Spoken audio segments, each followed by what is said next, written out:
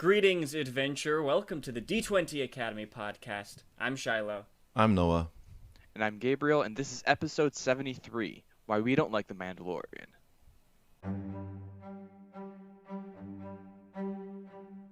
Hey guys, welcome to the first D20 Academy podcast episode of 2021. Whoop whoop. Today, Gabe and I are joined by our friend Noah, and we're going to be talking about The Mandalorian, the first two seasons that are out now. So there's going to be spoilers, obviously, so just, there's your warning.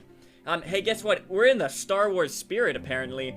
We have been dropping a new actual play series called Friends Like These. It's on this podcast or on YouTube or wherever you find us.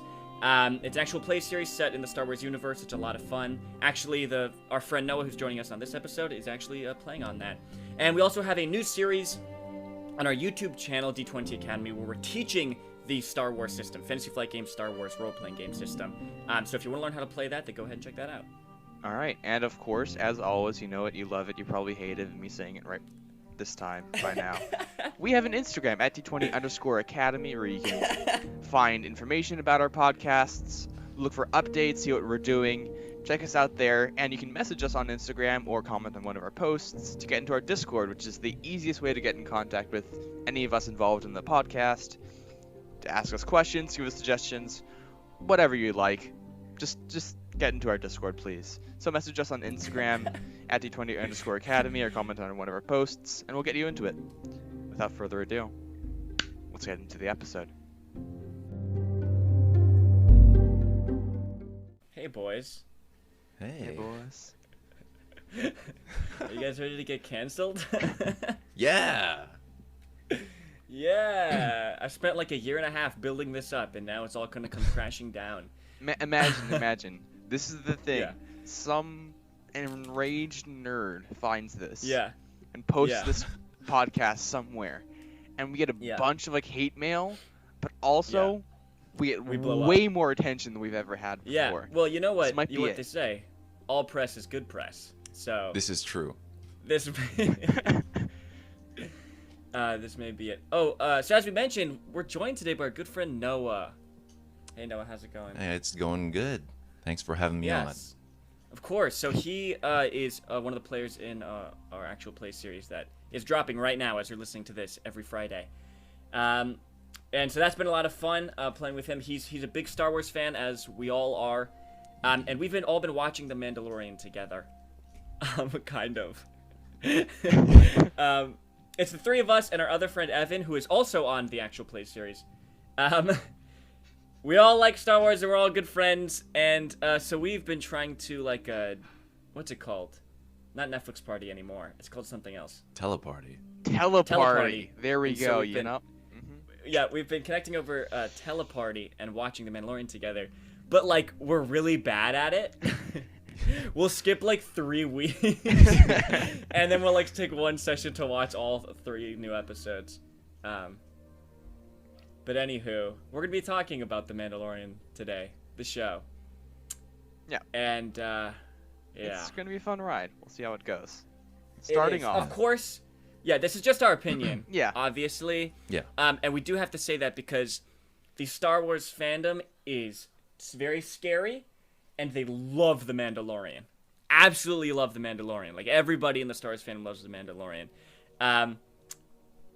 It's, you know, I don't want to make any accusations or anything, but it's kind of a little bandwagon echo chamber thing over there. So we're just putting in our 2 cents. It's dangerous these days to not like The Mandalorian, but we're really being brave and stepping out there. No, but yeah, so we're just gonna kind of talk about it. Gabe? We're going to talk about it.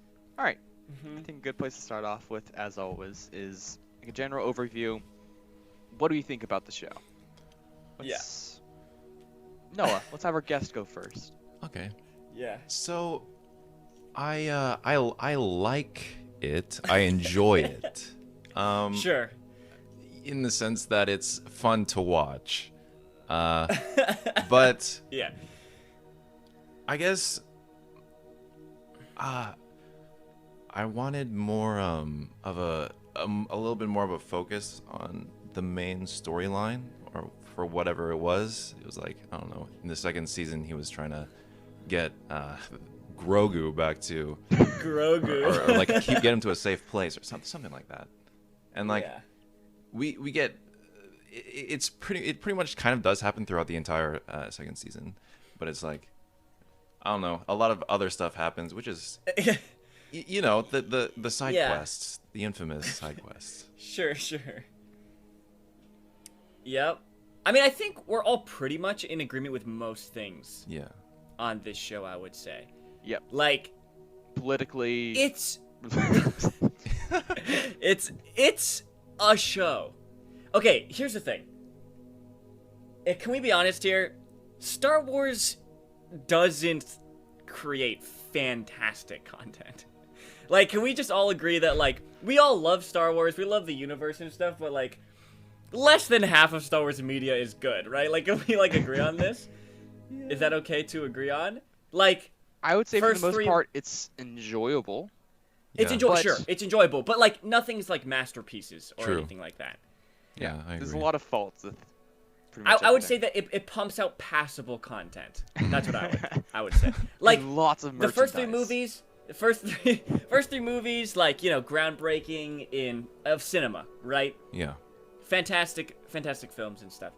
Or whatever. And if you're cool and you're a hipster, then you're like, oh yeah, episode 5 is my favorite. Okay, whatever. I don't care. But then the prequels, which are, can we be honest, guys, objectively bad movies? Yeah. Okay. Yeah. But once again, yeah, they are. Hey, they're part of my childhood.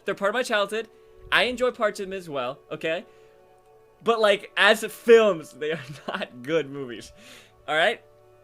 The sequel trilogy, you know, a lot of people hate it, okay? I find them passable and enjoyable. But sure, a lot of people hate them, a lot of people don't like them, whatever. We've had the Star Wars stories. Solo was enjoyable. Rogue One was very boring, in my opinion, and I hate the protagonist. You know, Clone Wars, probably the most liked thing in the fandom, I would say. Yeah. I think anyone who's seen the Clone Wars is like, yeah.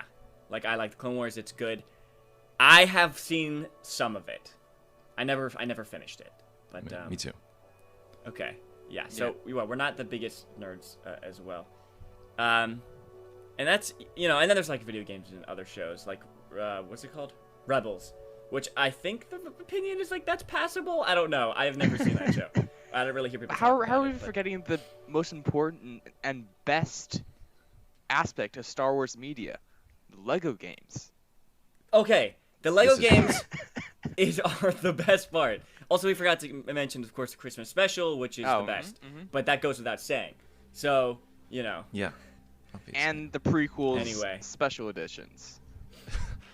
The prequels. Yeah, anyway. Okay, so but we can all agree kind of that, like, Star Wars is enjoyable. We all love it. We're playing, like, multiple campaigns using the Star Wars system. Like, we love Star Wars, okay? But, you know, it's not known for pumping out, like, masterpieces or whatever. And so we can all agree on that, which is fine. I would say this is just fine. The show is so fine, and it's weird to me that the fandom is, like, latching onto it as, like, this perfect... saving grace. Like the saving grace of saving Star grace. Wars. And I'm like, low-key, dude, Star Wars 7, I enjoyed much more than most of the episodes of The Mandalorian. Yeah, I agree, like, actually. I like... That's fair. Like, parts of the prequels, like, I like better than The Mandalorian, like, low-key, like... It's fine. I think it, like, fits right in there with, like, Solo and Rogue One, in my opinion. Like, yeah, I think that's a good comparison because both those movies were, okay, we're not going to focus on the main Star Wars story. The Skywalker. Yeah, the Skywalker saga, stuff. yeah. You know, we're going to go to these little Star Wars stories off set in somewhere else and doing something a little bit smaller but still part of the universe.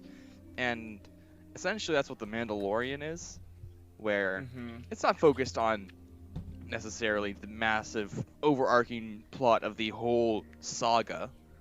Yeah. It's got its own little thing over in this part of the universe, traveling around it's doing a Star side Wars quests. story, Yeah. you know? Yeah. And so it's fine. it's fine. And somehow that's like an offensive opinion on some forms of the internet, but forms of the internet, they work. Yeah. All right. I think you get the idea of what we generally think about it. Before we rip into it too much. Before we rip into the show too much, we do like some things, and let's talk about those things. Yeah. Well, okay, what we do have, though, written here is cool and interesting, but not cool and interesting enough. And I think that's pretty good. Like, yeah, there's parts of it, and there's things that I think are cool and that are interesting. Yeah. But that is not... A show can't rely on that. Yeah. And we're going to talk about the fan service. This show has a lot of fan service, which we'll get to. But, like, that's also, like, you can't rely on fan service. Just like you can't rely on things being unique or cool or interesting, right? Like, there's a lot of shows and films that have a really interesting and original, like, premise or whatever. But, like, what makes or breaks those movies is the fact that if they're good movies or not. Like, yeah. Having that is not enough. Yeah, it's like the argument for the prequels, like, because they were original, they had original. Yeah, ideas. yeah, exactly. Yeah. Ergo, they are good movies.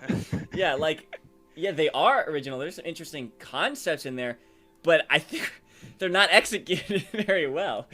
And so while this is cool, like, ooh, we're learning about Mandalorians and little baby Yodas, there's parts of it that are interesting. Things can't rely on that alone. Okay. Yeah. Gabe, take us away to things we like. All right. We do like some things about this show. We do. There are some cool parts, as we were saying. There's some cool aspects of the show. One of them is the main character, the Mandalorian. What's his name? Jin.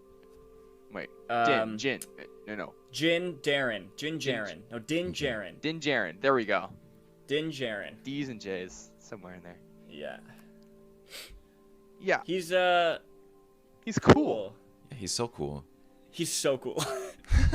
He's like so cool, but he's not like too badass that it's irritating. Yeah. You know what I mean? Yeah. He's cool because he feels very natural and down to earth and stuff. He's not like a complete like badass, like not just like Succeeds in battle like he's everything. unbeatable. Yeah, but also like he just like in the way he acts and stuff, like he's not a total like cold, calculated badass. Like he has like he's a bounty hunter. He's a person who kills other people, but he also like has some soft spots. Like he's just a nice character. Yeah. That he's just a nice character, and I'm so glad he is, because if he wasn't, oh yeah, boy. If the main character was annoying, I just wouldn't have watched the show. Yeah. Yeah. Like right off the bat, the Mandalorian was, I don't know, just even like a little bit trying too hard to be badass of a character. Yeah. Then like a character in a Rick Riordan novel, just way too sarcastic and snarky. That's my one obscure reference for the day. Now, the Mandalorian he started is popping also off one-liners right in the first scene. Yeah, he's also not, though, a very well developed character, I would say, and we're gonna get into that later. But he's likable. Yeah, he's likable. Yeah, he's likable. All right. It's also an interesting expansion of the Star Wars universe. This show as a whole is showing us new sides of the Star Wars universes and places we haven't been to before, and it's quite nice. I like it. I like that part of it. Yeah. We don't have to focus on the massive, epic ongoings of this whole saga. We get to see smaller, more contained and less important parts of the Star Wars universe, but still interesting parts. Yeah, I agree. Definitely just the period between 6 and 7 we don't have like any knowledge about. What happened after the Emperor was killed, how did the New Republic form, how did the First Order form, like we don't know anything about that. So it's cool to and get if you're telling us to read the books, there's like 2,000 of them, and like, some of them are canon and some of them aren't. I've read like I don't one. like Star Wars that like, much. I don't like Star Wars that much. Is this like what? All right. Yeah. Noah, can you kind of talk about the format of the show here? The format. MLA. So yeah. Yeah. So as far as I can tell, each episode is Mandalorian. The Mando does have his own like goal, but to get to the goal, he has to go do this other thing, and then to do the other thing, he has to do this other thing first. And that's pretty much Yeah. how every episode goes down. Yeah, it's like almost a serial. Yeah. The show is almost a serial, which, you know, in a sense, like, is a show. Like, that's the point of a show. It's not a movie. You know what I mean? Mm-hmm. And that's one thing I do like about it. I like when shows each episode, or like in some cases like 2 episodes for part 1 and part 2, have kind of their own enclosed story, but each season has its own overarching plot, and then of course the whole show has its own overarching plot, typically in the form of subplots such as relationships. Yeah. And this show does have that. Each season does have its own overarching plot, and each episode does kind of have its own mini story, which I think is cool. It's a fun thing for However- the Star Wars universe. Yeah. But- Yeah, it's very Clone Wars-y in that sense. But maybe this would have worked better in the 90s. Because shows nowadays have evolved so much. Everything's a show now. You know what I mean? Yeah. A show means something much different nowadays.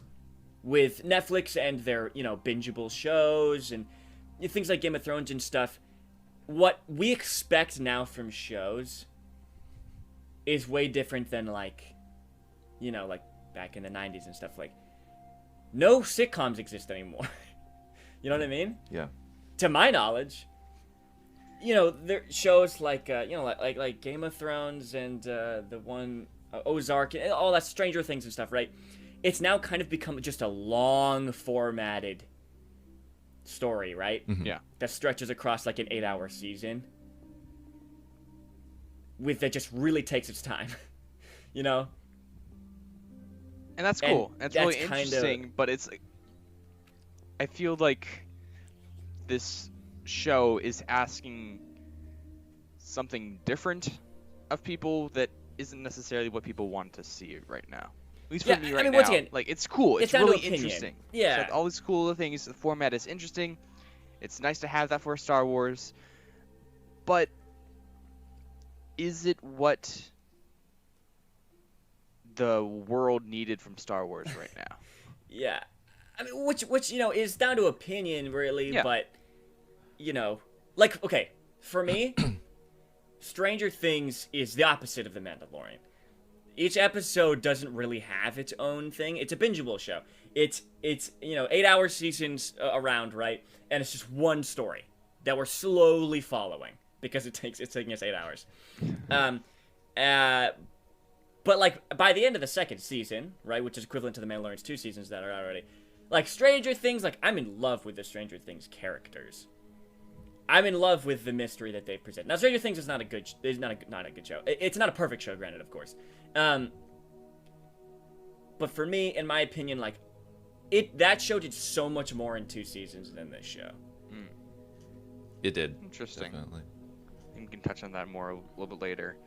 Yeah. One thing I forgot to write down: the score.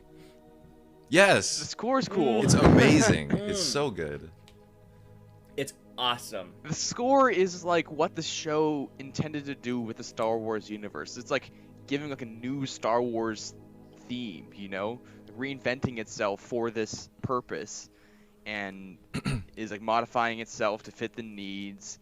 I mean, this is a whole other side of Star Wars music, which is like what the show as a whole intended to do, I think. It's awesome. It really just hammers in like this. The genre is not what you're used to in Star Wars. You know what I mean? Yeah. It's more of pulling on Western themes, definitely in the first season, and you know, it has kind of like some heisty themes, all that kind of stuff. From like the very classic, you know, epic fantasy kind of scale and themes and stuff that the other movies felt like. It feels different. This show definitely feels different. And, you know, not having, you know, John Williams or, you know, Michael Giacchino and John Powell and stuff, like, making Star Wars orchestral music to more of this, like, more like a modern, like, sometimes hip-hoppy, like... Yeah. It's awesome. Yeah, it's really good. It really makes the show feel different, and it works. Yeah, definitely. Ludwig Göransson did an amazing job. He did a really good job. All right, so I feel like there's also a couple small things we probably didn't write down that we're gonna like kick ourselves for not remembering. One thing that I wrote down here is season 2, episode 7. This is the episode where Bill Burr, the comedian, and the Mandalorian. Funnily enough, is the worst episode of Stranger Things ever conceived. Just realized. Season 2, episode 7. Season 2, episode 7 is also the worst episode of Stranger Things. We're not talking about that right now. That one does suck. That one sucks. All right. This episode, to me, it might be my favorite episode of The Mandalorian, simply because it's one of the very few. It has one of the very few moments that makes me actually feel something for the characters involved in the show. It has this great conversation between Bill Burr, the comedian, and the Mandalorian. I don't think he actually says anything, and this Imperial officer. And there's like this tension building, and you see more of Bill Burr's story, and you learn where he's coming from, and you get to see the reactions from the Mandalorian as he processes this information as like a audience substitute. And it's a really cool conversation. I like it. And it all boils over, and it makes me feel something. It makes me feel something for the characters in this show. And I've been really wanting that for a while. Yeah, not the only emotion is not just, aw, Baby Yoda. He's so cute. Yeah. No, we were kind of talking about this earlier, but yeah, can you kind of touch more upon this as well? Yeah, I mean, character moments like that are really important for a show. Like, if you don't really have them, then you don't, like Gabe was saying, you don't really care about the characters all that much. So yeah, it was really nice to see that in that one episode in that one season, but unfortunately that didn't really come up again. Yeah, he was like a side character who like appeared like twice, and he had the most character like out of anybody. Yeah. So yeah, I think that's a great segue into things we don't like, which I think is the number one thing we don't like about the show. Things we don't like. Is the characters. Yeah.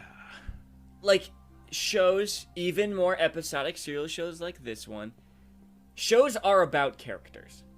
Like, characters are the core of all shows. I mean, if you think of, like, things like sitcoms, you know, things like Friends or The Office, or then, like, even shows like Stranger Things or Game of Thrones, right? Which are way more, like, narrative. The characters are what keeps, and their relationships are what people care about the most, right? Like, I watched The Office so that Jim and Pam can get together. You know what I mean? Yeah. And the relationship between Michael and all his coworkers and stuff. You know what I mean? Mm-hmm. And, like, that's why people cry in Game of Thrones when characters get killed off, because they care about these characters so much, right? Stranger Things, plot-wise, not the best. Definitely in these later seasons. But, boy, is it amazing to see these characters interact and the relationships grow, right? Yeah. Like, that's why everyone loves Stranger Things, you know what I mean? Is because the characters are fantastic. Yeah, and I think the important thing here is that, like, we're saying, like, this show doesn't develop the characters enough. That's a problem that we've seen from the beginning. We have these cool setups, we've got these cool ideas of characters, but are they really built upon that much? And I see this explanation/excuse like all over the internet for essentially every single problem someone can bring up about The Mandalorian. People are like, well, that's just because you're expecting it to be like a long-form story. This is a more episodic show. But even in episodic shows, a part of the thing about episodic shows is that it might not have this overarching plot that they strictly adhere to, but even in the episodes are used to develop the characters and the people that you learn more about through these episodic encounters.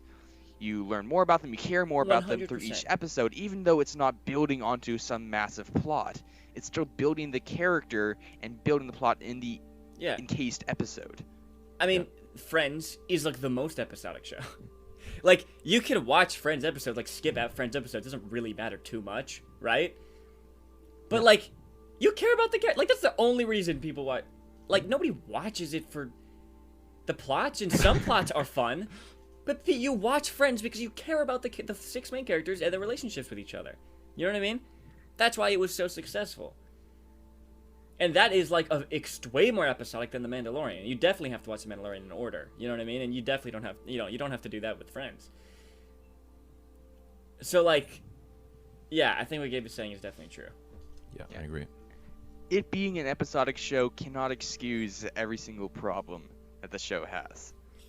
Yeah, I mean, yes, it can't excuse the fact that like, we as viewers, the three of us, kind of do expect a more longer like form, like a narrative show. And that's fine. It's just not that. You know what I mean? Yeah. That's just our opinion, and that's just how it's made, and that's just differing, and that's fine. But yeah, I believe that it still doesn't excuse it at all. Yeah. Let's talk about the format a little bit more. Yeah. All right. So, as we're saying, it's an episodic show. You've heard this countless times in the 26 minutes that we've been doing this so far. Countless times. The thing about episodic shows is that as an episodic show, its main goal is to provide an interesting and complete narrative on a smaller scale, but contained within a single episode or within 2 episodes, what have you, if there's multiple parts. The problem is that very few of these side quests, these little episodic adventures, are all that transformative of the characters, interesting, Yeah. unique. Does anything for the world or for characters or anything at all. Yeah. Like, I'm sorry, I really don't care that much about the Mandalorian going and transporting this alien mother and her eggs to a different planet.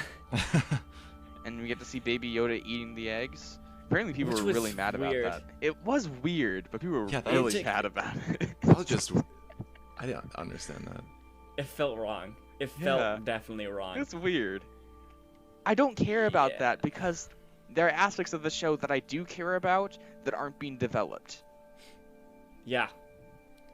Okay, the relationship between the Mandalorian and Baby Yoda.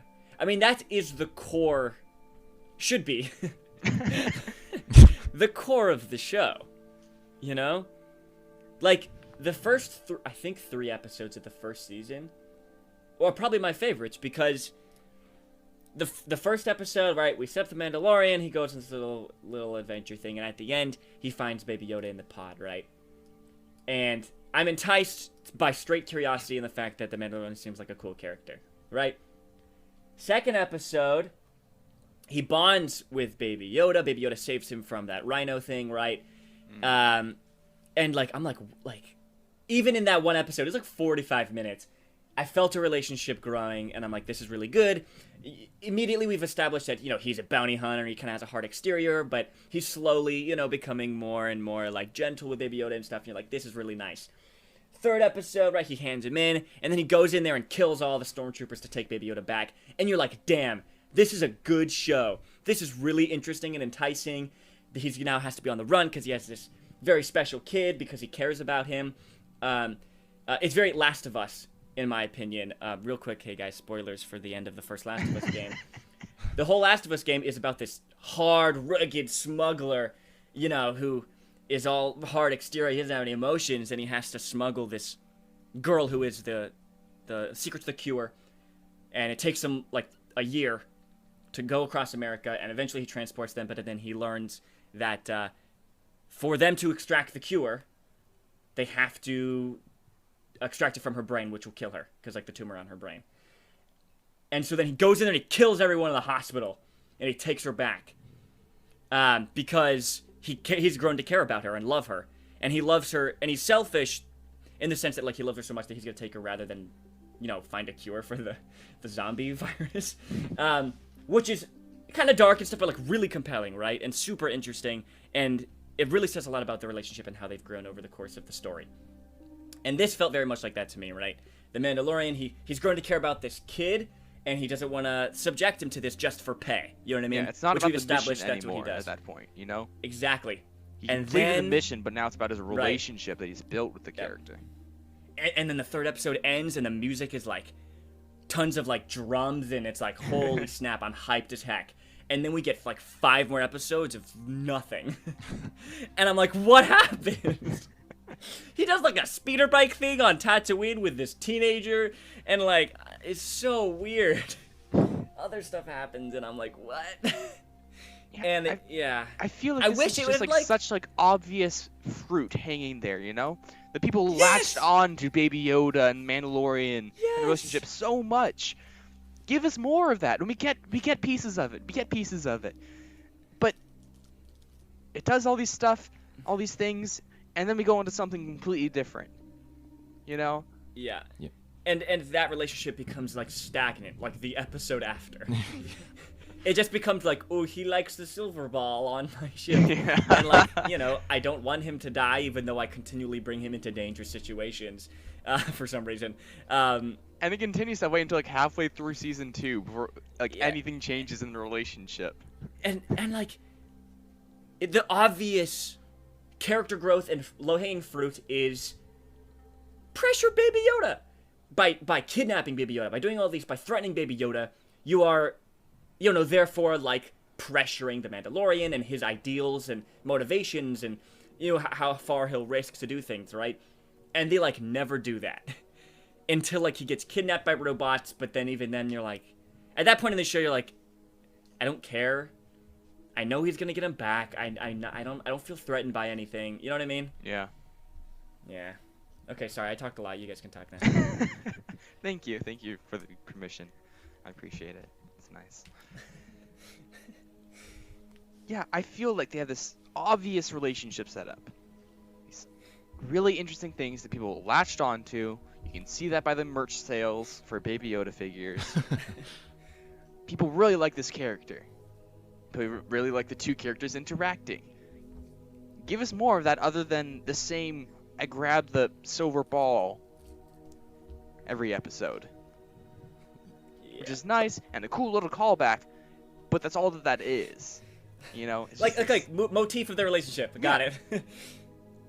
I mean, exactly. That's what they used in the 3rd episode. Right? He turns in Baby Yoda to the Imperials, he gets his pay, and he goes back to his ship, and then he sees the ball. Mm-hmm.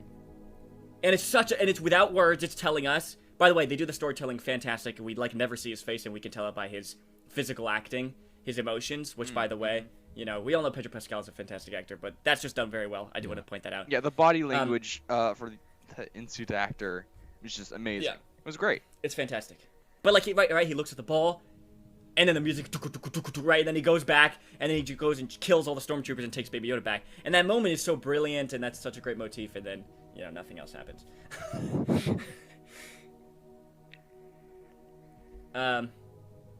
Noah. Okay. Would you like to get a word in between our ramblings?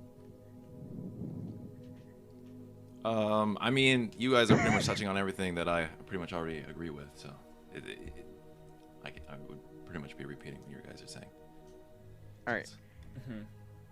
We have this thing here, and I also touch on it more in our next bullet point, but I kind of want to talk about it here more, of how we're even saying like it doesn't focus on this overarching storyline and developing these overarching characters, which is really important for like any piece of story, is to develop these characters and develop these like this main storyline, even if it's not important all the time, even if it's not pressing all the time, it's still something that builds over time.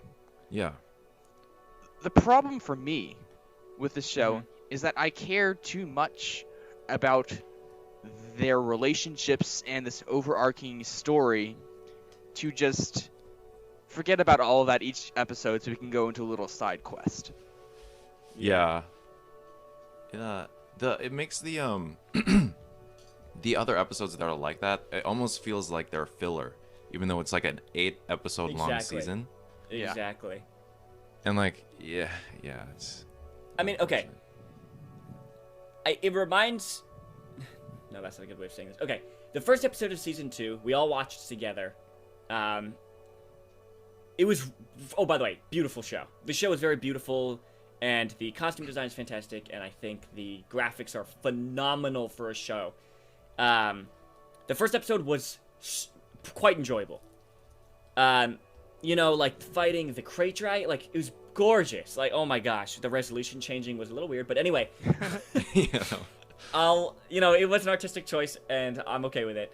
But I remember we were all watching it, and we were like, oh snap! Or like the thing was like busting out of the sand, and like we're all kind of enjoying ourselves. But then the episode was ending, and we're like, wait, guys, nothing happened. Yeah. Literally nothing happened. He came to this thing looking for a Mandalorian. A Mandalorian wasn't there. That's it. No Yeah. more leads. He Yeah. didn't even get a next lead. And that's the first episode of the second season. First episode. It's like, come on, it draws in a little bit more at least. Like, come on. and then it's like you can't. The cliffhanger is not Boba Fett's alive. I'm sorry, that's not a cliffhanger. Like that, because he didn't do anything. Yeah, we Like, we that's just cool. see him. We see him. It's cool, But but like, it's more I'm fan like- service than cliffhanger. I'm Yeah. like, I don't know what he's doing in the next episode. Where is he supposed to go? What's he doing? He didn't accomplish anything in this episode. And Gabe, can you talk about your Reddit experience with this episode? Oh, yeah. Gabe, Sorry? your Reddit experience? Oh, with my this Reddit episode? experience of this episode. Yeah. Yeah. So, Yeah. after watching this episode, I was like, I wonder what people are saying about this online. So I go to the subreddit for The Mandalorian.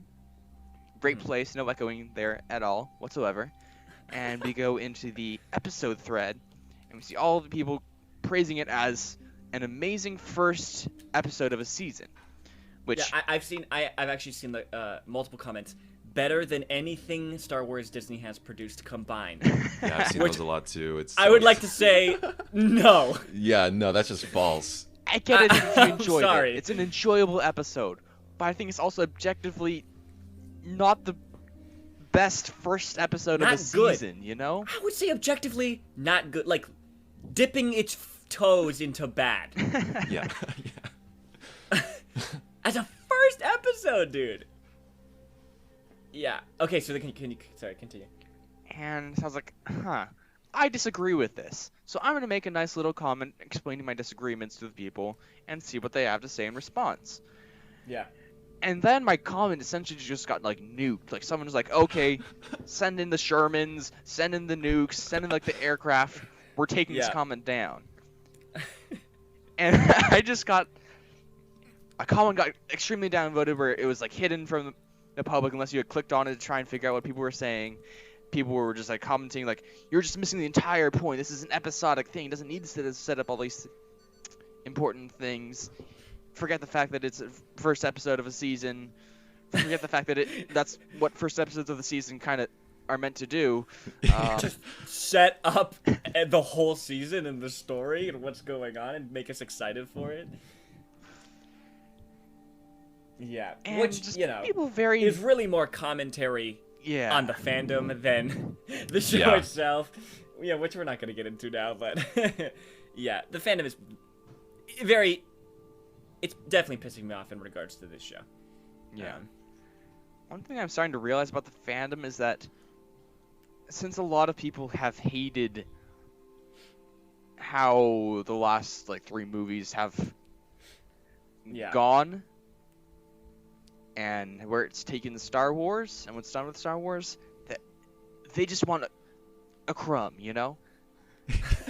They're like, please, Okay, yeah, drop us a sure. crumb, please. sure, but like, the sequels are fine. They're not even like that bad. I just don't think that they're like the worst movies ever made. No, yeah. There's definitely. definitely flaws in them. They're nowhere near masterpieces. But like they're fine. They're like fun popcorn sci-fi, adventure movies. Like, I've heard the term constantly, and I've used it before as well. You're not a Star Wars fan unless you hate Star Wars, which was true for a long time. It was like you hate the prequels, you hate the sequels, and Episode 5 is the greatest thing to ever exist. And like any new Star Wars media, you hate. You know what I mean? Like you hate on it. That was kind of the deal. And then Mandalorian comes out, and I watched the first season, and I was like, okay, that was fine. I'm like, I bet the fandom hates this show, and the fandom like adores it. I'm Yeah, like, that's what so is going confusing. on? I don't understand that at all. Dude, I don't get what's going on. Yeah, I don't get the adoration. Like, It was fun. Yeah. I enjoyed Sure. it at parts. But it was like an inch deep. It's like so shallow. Yeah. Yeah. It's Like that first episode. We enjoyed it. The crate dragon stuff was fun, even though I don't really know how he got swallowed by it and came out. Whatever. But then like immediately after the episode ended, we were like, wow, we feel so empty inside. Because nothing happened really. Yeah. You know? It's like Yeah. it feels like the show is more about the spectacle rather than the actual. And the fan service. Can we talk about the Oh fan yeah, service? yeah. Oh, Okay. man. There's so much fan service. I would like to say straight off, fan service inherently not bad Yeah. whatsoever. There's Not at nothing all. inherently wrong with fan service. I like fan service. I'm a fan of so many things. I love when fan services and things, obviously, because I'm a fan. You know what I mean? And I think this is one thing that the sequels did right. I thought there was a perfect amount of fan service in the sequels, in my opinion. It was still a new story with new characters and stuff. But, you know, we still got fan service. We got to still see, see those characters we love. We got references to things from Clone Wars and all that other kind of stuff, right? But it didn't bog down the story at all. It was there for the fans. You know what I mean? Mhm. Mandalorian. I don't want to make any assumptions, but it kind of seems like they believe that the show can run on fan service alone. Yeah. Okay. This came to my head. It uses fan service as a plot device. Does that make sense? Fantastic Beast. Fantastic Yeah. Beast. Fantastic Beast. That's what I just thought of. It's like the fan service of seeing Boba Fett alive is the Yeah. cliffhanger.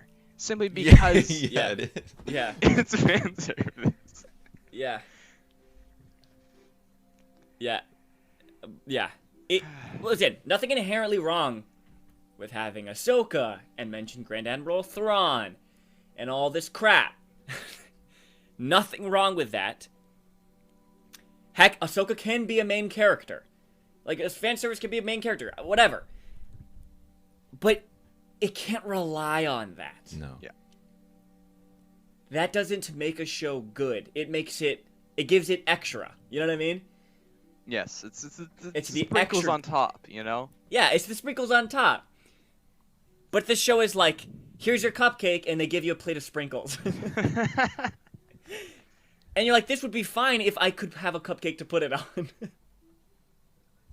Maybe this is extreme. The show does have some substance, but... It does have some substance. There is a cupcake there. Yeah. It just, it could have been a whole cake, you know? It could have been a whole tiered cake. Mhm. And I think we've been bashing on the show a lot, and Yeah. it's not a horrible show, you know? Not at all. It's just kind of mid, and it could have been a lot better. It's okay. If this wasn't Star Wars, you wouldn't know this show existed. Ooh. It would be some sci-fi, you know, that channel, the channel sci-fi, Sci-fi. or like Showtime, you know, science fiction fantasy show that some people will like. You probably will have heard about it maybe a little bit. Know somebody who watched it. You know what I mean? Yeah. Because same things. Same storytelling, same protagonists and everything, just not set in the Star Wars universe. Nobody would care. It would be just fine and passable. You know what I mean? Yeah. And Yeah. with so many shows, everything's coming out, everything's a show nowadays, you know what I mean? With so many shows coming out, you don't have time to watch a passable show. You know what I mean? Yeah. There's infinite amounts of media out there. Yeah, And exactly. no one would take their time to not watch one show that they've been wanting to watch. It's got all this hype and interesting things going about it. To watch a kind of mid show that doesn't really go anywhere with its plot or with its characters in an unknown universe Yeah. with unknown elements. Okay, can I give an example of something who does this right? If you didn't already, Marvel is doing things right. Obviously. Infinity War and Endgame. Let's just talk about Infinity War.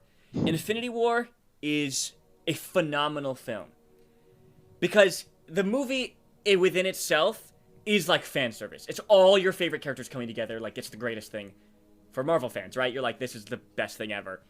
It's all my favorite characters from all these different movies finally coming together into one movie. And yet, the movie itself is brilliantly constructed. There's fantastic characters. It's still a good movie by itself. You know what I mean? Yes.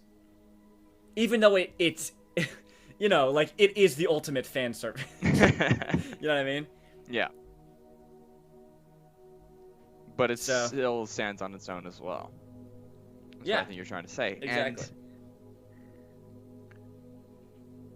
again, sure, this show can stand on by itself on like one leg, you know. If you look at standing on one leg right now, and perhaps it's time to put the foot down and, you know, actually do something with the characters. Okay, let's just finish up talking about characters, you guys. I have a question for you. Okay. Okay. Name one character that you don't want to be killed off, or like that you would care if they got killed off. I mean. All right. Yeah. All right. Bill Burr. Bill Burr. You know, obviously they can't kill off Grogu. Obviously. Yes. Nor the Mandalorian, obviously. Yeah, the title of the titular character. Yeah. Other than that, who cares, man? But also, wouldn't care if either of those characters were killed off. Also. Yeah. I'm sorry, I don't care. Okay, this isn't even about the Mandalorian, but who asked for a Cara Dune show? Really? Wait, it's coming out? Wait, who? Wait, there's gonna be a Cara Dune show? Yeah, wasn't there a Cara Dune show? Really? Who's that? Cara again? Dune is the she's the girl. Yeah. Oh, the rebel strong lady. Yeah. Huh. No, I don't think there's gonna be a Cara Dune show. I'm looking this up right now. No.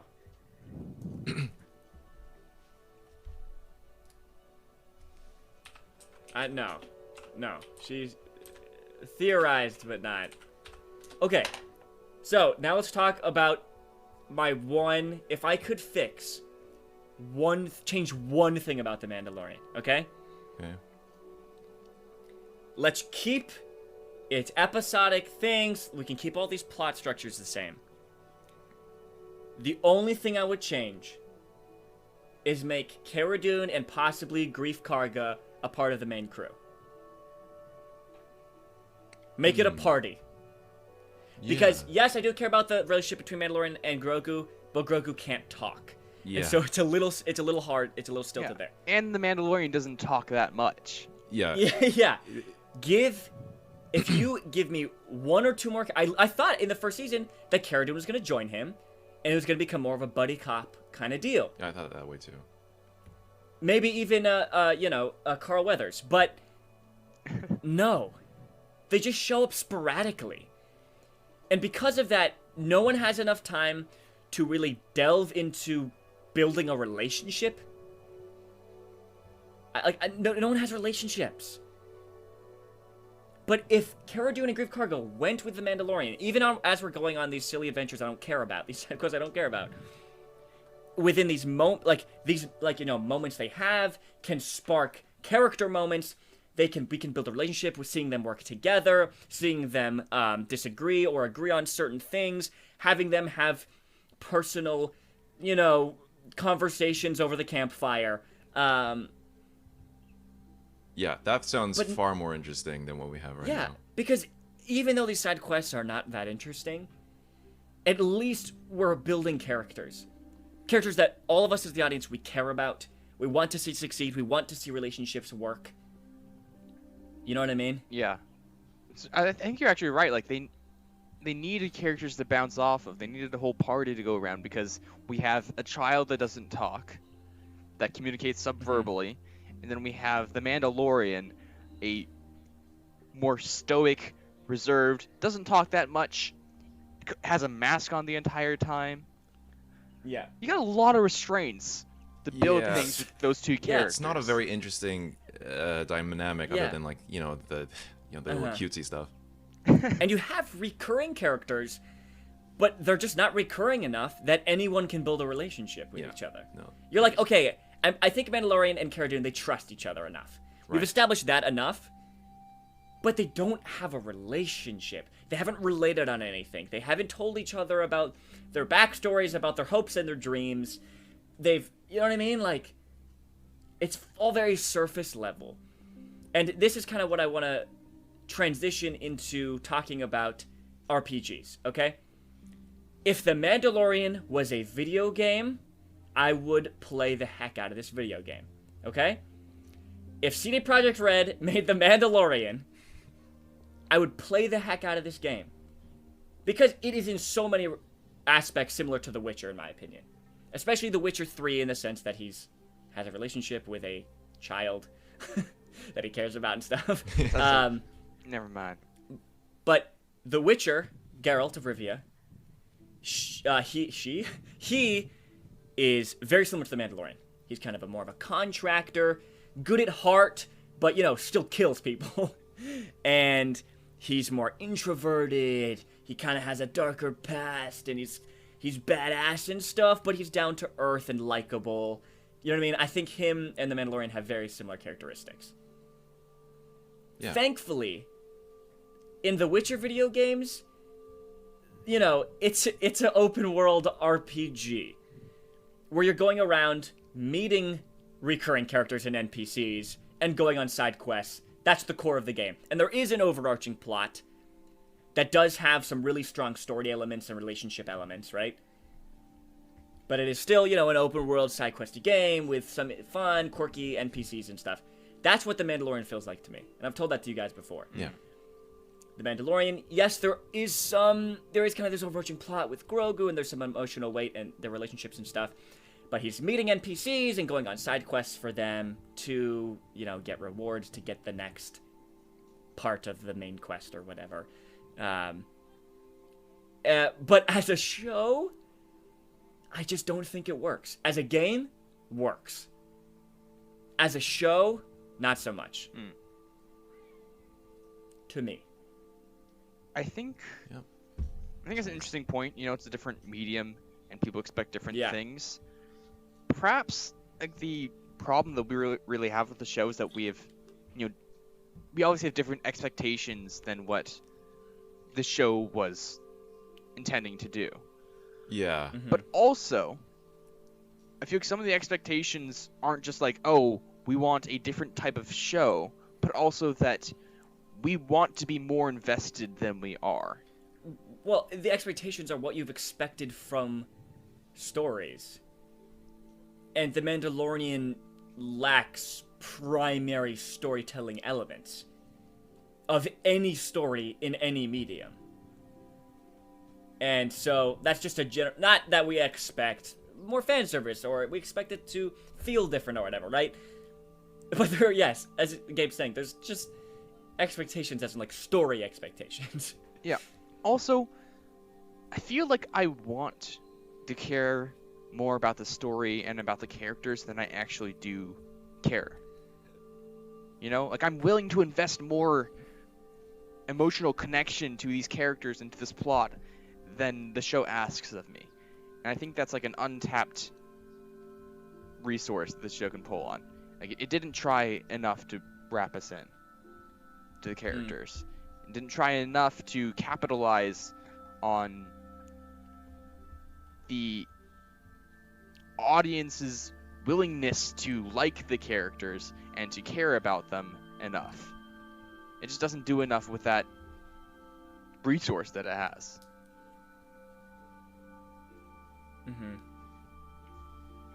Touching on what we were saying about earlier with having the other people kind of join the group as they travel and do side quests. That is a connection to like a tabletop RPG in my opinion. Because it feels kind of like a solo tabletop RPG. Like if there's one GM and one player. Right. But like the core of it is the party. You know what I mean? And there's no party. And I feel like a party would have worked better. Yeah, That makes I sense? agree. Yeah. I agree. Like, Critical Role has a really cool world and great plots and adventures. And if, Vax or whatever was like to be the solo character going through these, like, it would be fine. But it is in the fact that there is it is a big party, but there's a party that goes on these adventures together that you spend hundreds and hundreds of hours with, and their relationships and them bonding and stuff. Like, that's why you watch / listen to Critical Role, It's for the characters and, like, their relationships, and for the party, you know what I mean? Yeah. And shows are not movies. In movies, you can have a single protagonist and stuff. But because shows are so much longer, they're built... You need, like, characters. You need to build it around characters. And there's just no character. The show just has no character, in my opinion. Yeah, I agree.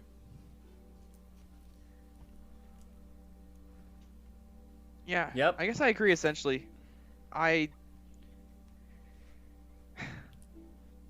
All in all, I just want the show to be better, like a prodigal son, Like, sure, it's not horrible. It's not horrible. But Yeah. it could be a lot want it better. to be just not horrible, though. Yeah. Yeah. Nobody wants something to just be not horrible. That definitely doesn't work nowadays in literally the oversaturation of content in every medium ever. You know what I mean? Mm-hmm. You can find a million shows, a million YouTube videos, a million podcasts, a million movies. Infinite amount. And so things can't just be not bad. And what really, though, hurts me the most is the fact that Star Wars and Disney as a whole is watching The Mandalorian and seeing its ridiculous success and adoration. And 100% going, wow, people love this. This is working.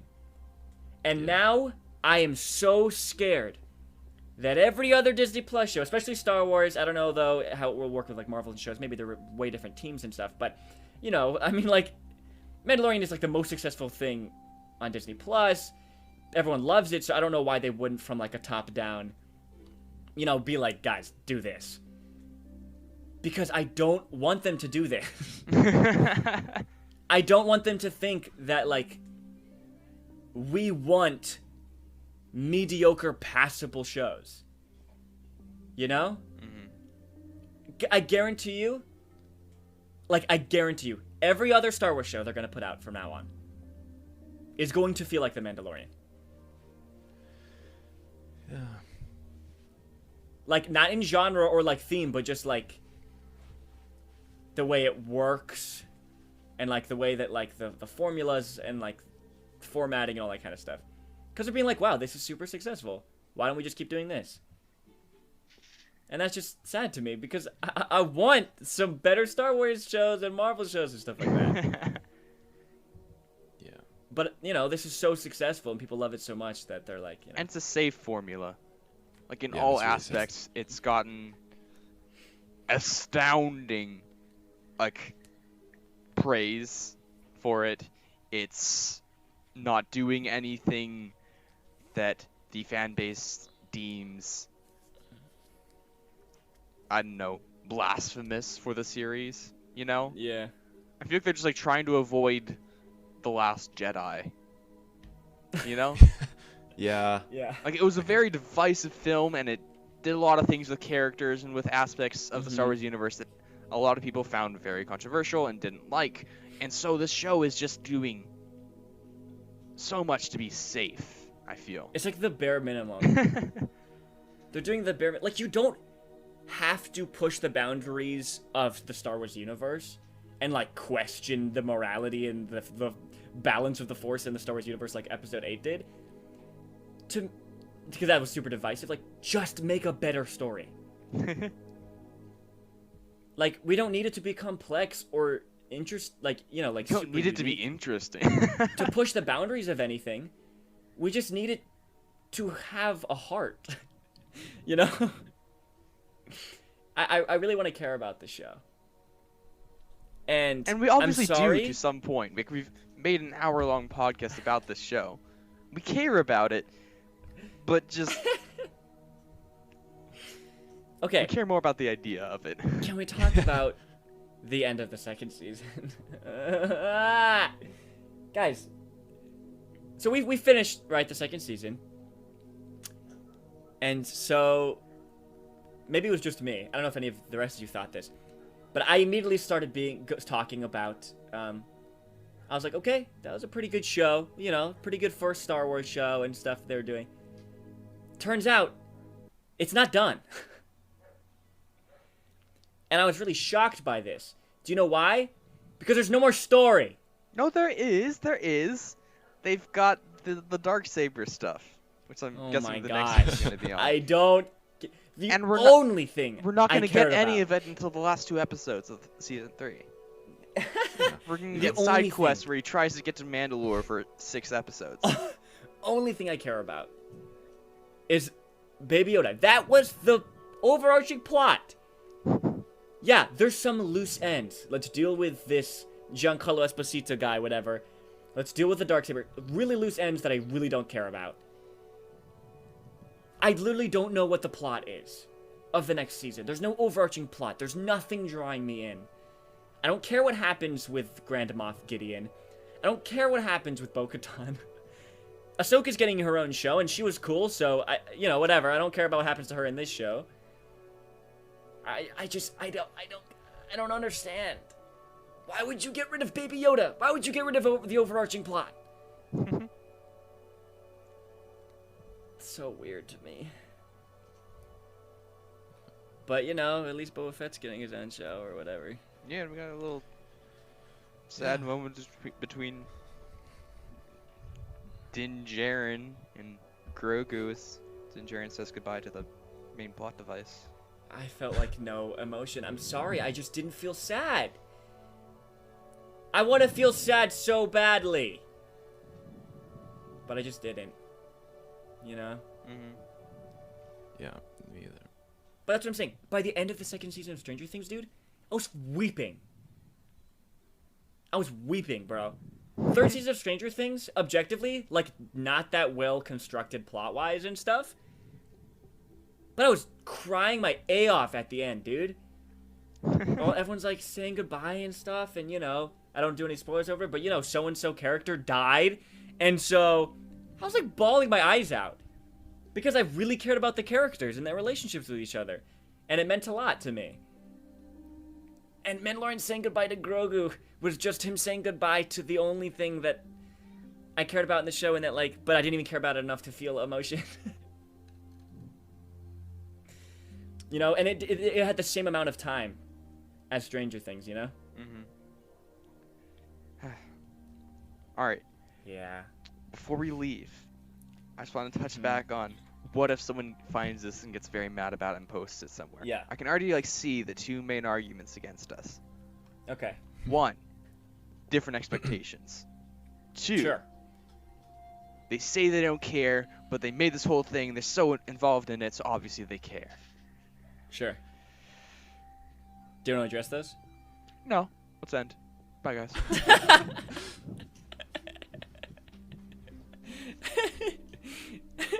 Yes, we have different expectations. We want the Yeah, show to be better than we think it is. We want more from it than we are currently getting. Yeah. We do care, think- obviously, care about the idea of it, but aren't made to care enough about the characters and the plot. We acknowledge that we expected a different kind of show. That's fine. And there's nothing wrong with it being a different kind of show than what we expected. That was just our expectations. But there is no denying that it missed basic storytelling expectations. So that's fair. Yeah, I care about this show enough. Also, we're doing a lot of Star Wars things on D20 Academy right now, which is also why I did this. And also because it's a hot topic right now. and we're content creators trying to get views. So, but yeah, I mean, low-key, guys, this is kind of depressing thing for me to say, but I'm kind of losing interest in, like, Star Wars media. Like, I'm not gonna watch all the new shows. You know what I mean? Like, I have one interest. One interest. Movies and stuff. And it's Yeah. in the What is it? what is it called? Like the Knights of the High What? The what? Is that the one of the new shows? Wait, where's The Knights of the what? It's one of the shows set before essentially the start of the saga during like the high reign of the Jedi, you know? During like the I didn't hear about Clone this. Wars? The Knights of the Old Republic? No, set like during that like time. Like the prequel time? Before the prequels. The I prequel don't to know what the you're talking prequels. about. I haven't They heard announced one anything of about the this. I'm gonna look it up right now.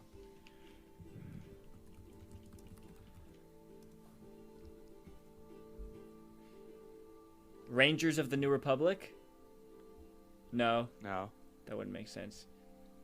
Andor? Oh my gosh, can we talk about how nobody gives a crap about Andor? I don't even know what that is. Exactly.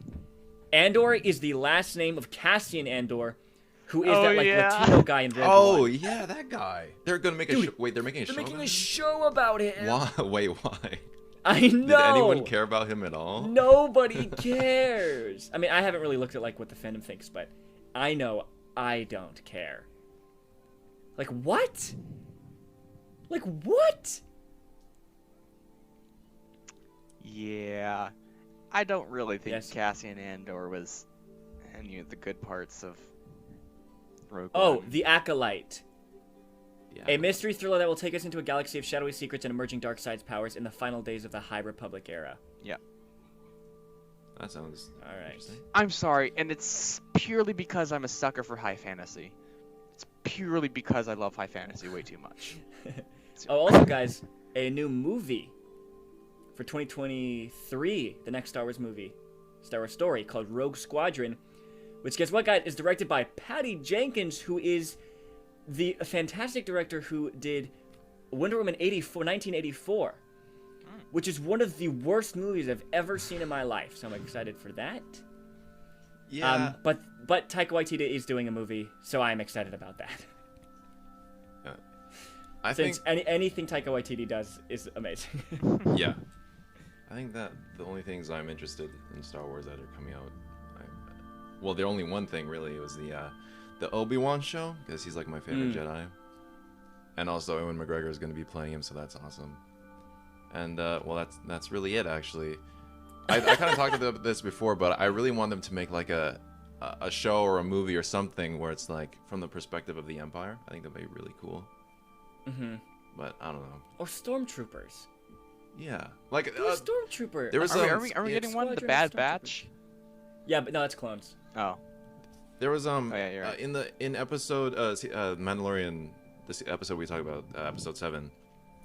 The part where they like infiltrated and came back to the whatever the base.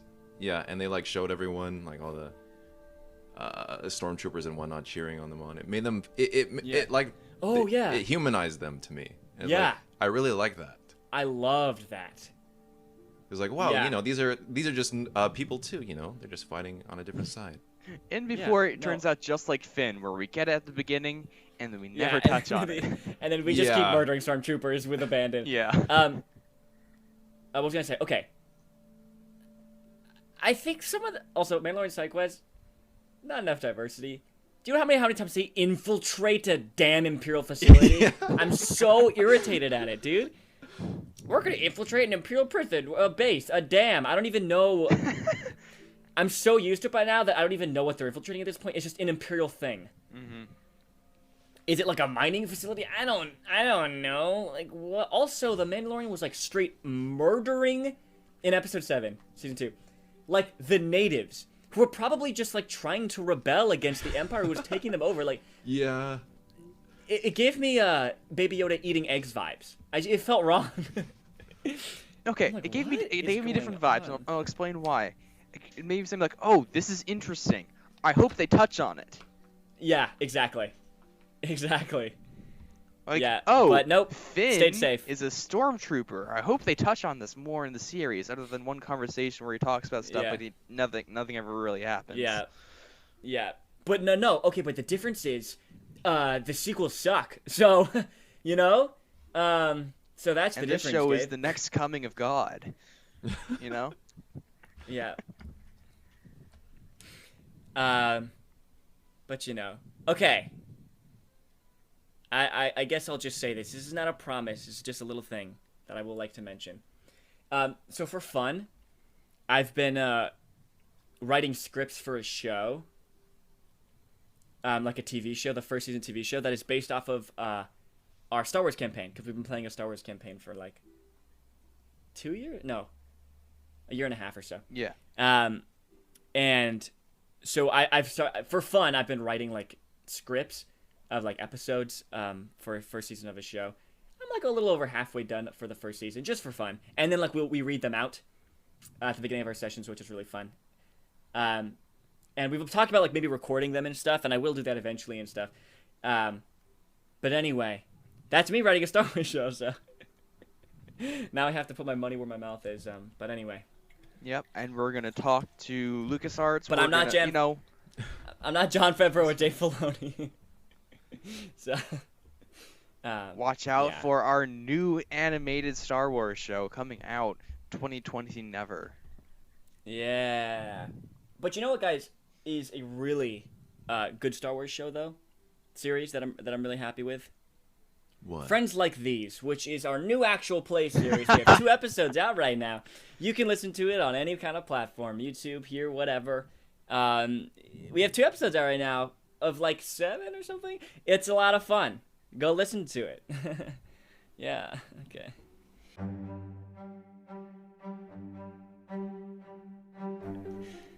And then, hey, you guys, thank you so much for listening to this week's episode. Thank you, Noah, for hopping on. Thank you for having me on. Yeah. Well, okay. So, guys, here's my proposal. If you made it this far in the episode, you guys are gonna get some sneak peeks. Okay.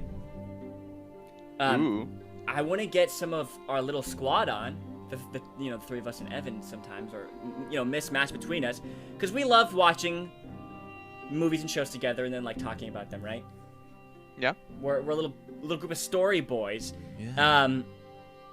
I think we should do some podcast episodes where like we like make stories, or like we write stories or something like that. You know what I mean?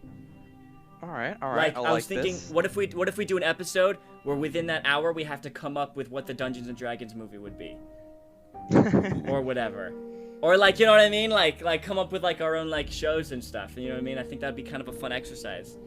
Cool. Yeah, that'd be I fun. think that'd be kind of entertaining and fun. So anyway, if you made it this far in the episode, hey guys, maybe that in the incoming future. But anyway, I just thought that would be fun. Also, should we record commentary?